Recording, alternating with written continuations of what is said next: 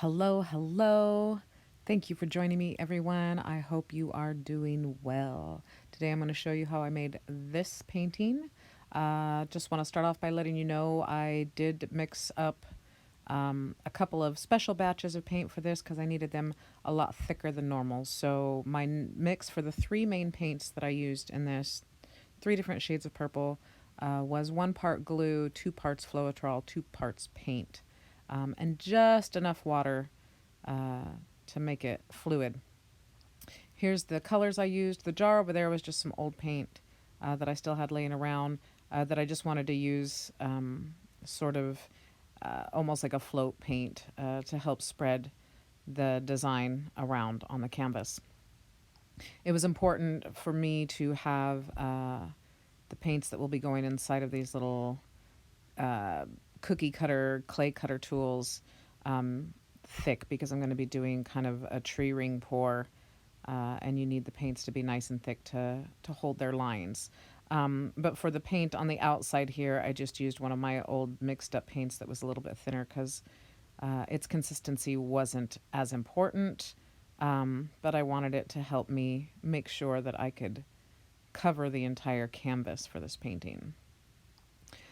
So yeah, I've got these, like I said, little cookie cutter things here that I wanted to use and maybe get sort of a patchwork looking thing going. I didn't know the idea I thought I might turn out getting out of this, I did not get, which happens so often, but that's fine. That's great. I love it because every painting, whether it turns out to be a success or a fail, you learn some new things and it gives you ideas for the next painting.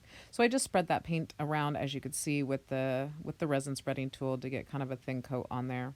And then I'm just doing a dirty pour here, my 3 different purples, one right after the other, into this cup, getting ready to do tree ring pours into these little rings here, as you'll see.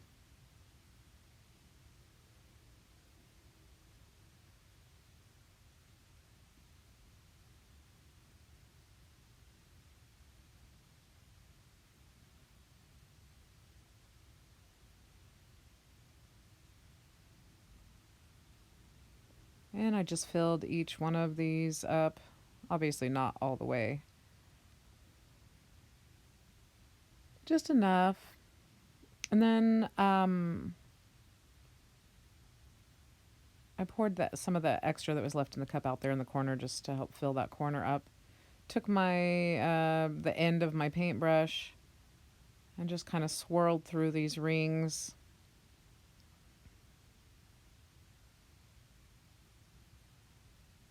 And I'll probably be doing some more experimentation because doing this with these container rings, these cutting tools, gave me some other ideas of things I want to try out. So you'll probably see me use these again in the future as I continue to experiment.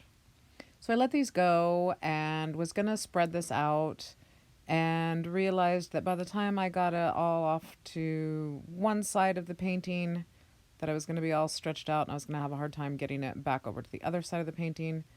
So I decided to throw a couple more rings on here and fill up another dirty cup and pour a couple more tree rings into the mix just to continue flooding the canvas with more paint. By the way, this is a 16 by 20 inch piece of 1/4 inch thick MDF wood that I had cut at Lowe's.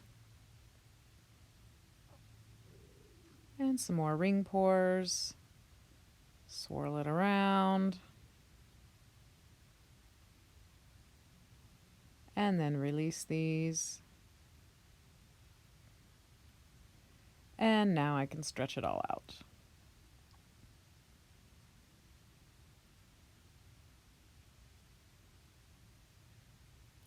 I just wanted to make sure that that paint was gonna go over the edge.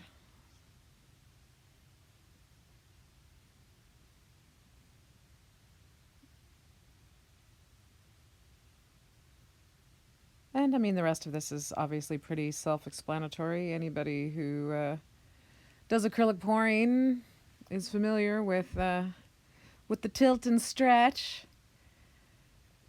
So, um, again, like I said, I didn't get exactly the effect that I kind of was thinking I might get or going for, but was really, really happy with how the painting turned out, especially after it dried and the colors darkened up a little bit.